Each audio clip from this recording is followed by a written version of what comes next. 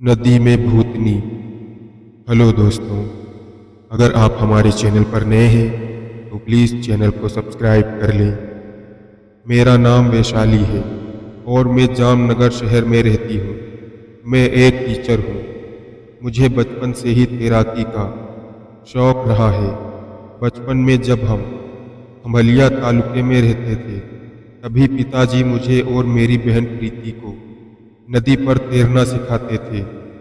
रामनाथ मंदिर के पास बहने वाली नदी 9 महीने पानी से भरी रहती है। उन्हीं दिनों नदी में तैराकी करते वक्त मैं एक भयानक एहसास से गुजरी थी, जिसने मेरी जिंदगी बदल कर रख दी थी।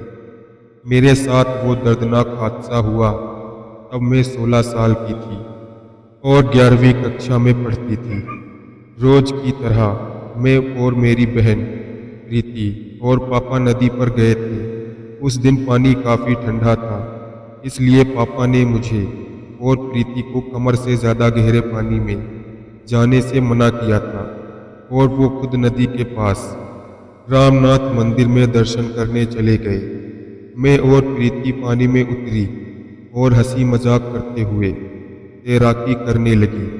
अभी अचानक मुझे महसूस हुआ कि मेरी बहन प्रीति मुझसे दूर थोड़े गहरे पानी में जाने लगी थी। मैं फौरन उस पर चिल्लाई और फिर आगे ही बढ़ गई गहरे पानी में। मैं प्रीति को पकड़ के वापस लाने उसके पीछे पीछे गहरे पानी में जाने लगी। जब पानी मेरे गले तक था, अचानक प्रीति मेरी आंखों से गायब हो गई। मुझे लगा वो डूब गई और तब खौफ के मारे मेरी चीख निकल गई। अभी अचानक प्रीति पानी से बाहर आई और मुझे देखकर हंसने लगी। मैंने पानी में तैरते तैरते उसे जोर का लाफा मार दिया और उसके बाद जो हुआ, उस मंजर को देखकर मेरी तो रूह कांप गई।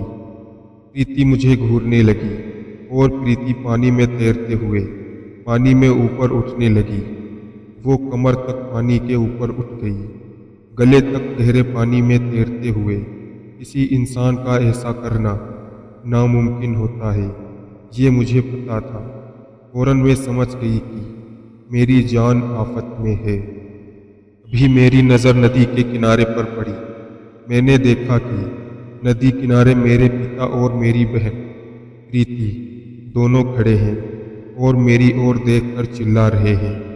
अब मैं उस पानी के ऊपर उठे हुए भूत की तरह देख रही थी, क्योंकि मुझे पता चल गया था कि उसने मेरी छोटी बहन का रूप लेकर मुझे गहरे पानी में लाने का जाल बिछाया था। मैं एक गहरी सांस भर के जोर लगाते हुए डरते कांपते किनारे की ओर तैरने लगी, पर वो जालिम भूतनी मुझे इतनी जल्दी छोड़ने वाली नहीं थी। उसने अपना असली रूप दिखाया और घूमकर मेरे सामने आ गई। उसके मुंह से मांस लटक रहा था, दांत उसके काले और नुकीले थे और उसके बालों में कीड़े लगे थे। आंखें खून भरी लाल थी और वो भूतनी मुझे ऐसे देख रही थी जैसे वो मुझे खा जाएगी। मेरे हाथ पैर उसे देखकर डर के मारे जमने लगे थे।